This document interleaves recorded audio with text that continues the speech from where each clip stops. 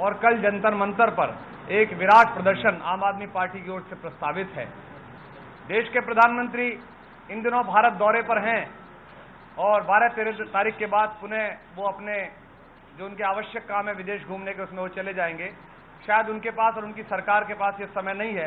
कि वो किसान के आंसू पहुंच सकें, और कांग्रेस इस समय ऐसा प्रयत्न कर रही है स्वयं को दिखाने के लिए कि किसानों से बड़ा कोई हितैषी कांग्रेस के अतिरिक्त नहीं हो सकता है। 56 दिन के वैकेशन टूर के बाद कांग्रेस के युवराज भारत लौटे हैं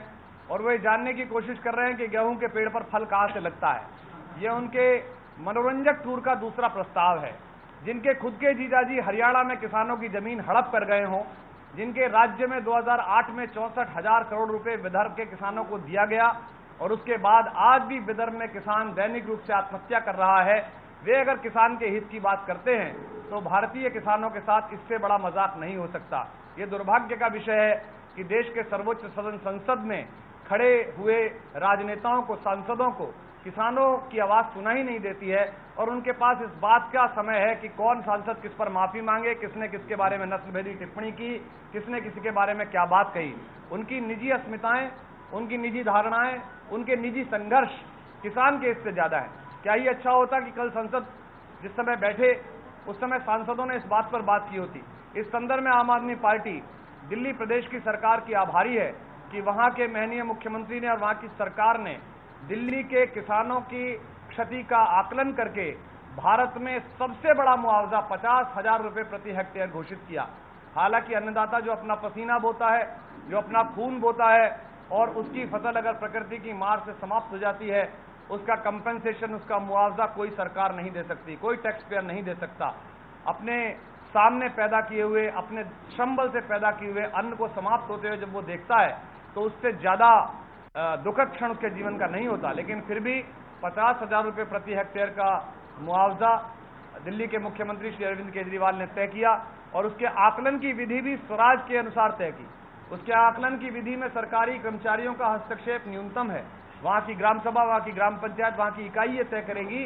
कि कितने खेत में उसका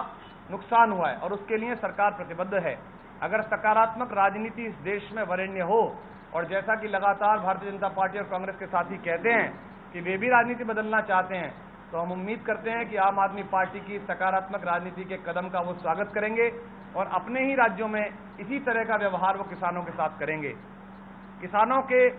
इतने विचलित रहते समय मुझे नहीं लगता, विदेश नीति की अपनी प्राथमिकता हो सकती है, हम उस पर टिप्पणी नहीं करना चाहते। भारत के वैश्विक हितों के साथ आम आदमी पार्टी खड़ी हुई है, उसके लिए प्रधानमंत्री या सरकार जो भी निर्णय लेती हो हम उसका स्वागत करते हैं। किंतु प्रधानमंत्री को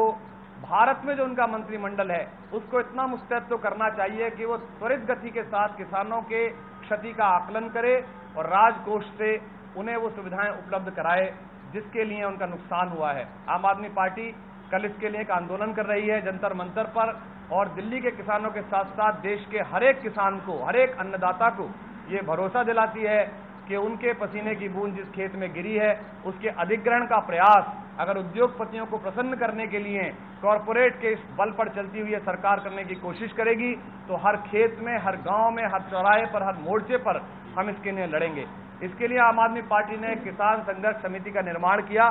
जो हमारे साथी संजय सिंह जी के नेतृत्व में वो तैयार हुई। उसमें हमारे किसानों के हित के लिए लंबे समय तक लड़ते हुए बहुत सारे साथी, भाई योगेंद्र जी जैसे, इलियास आजमी जैसे पुराने नेता सब लोग लड़े। इसके लिए पिछले 1-1.5 हफ्ते में सघन भारत का दौरा हमारे नेताओं ने किया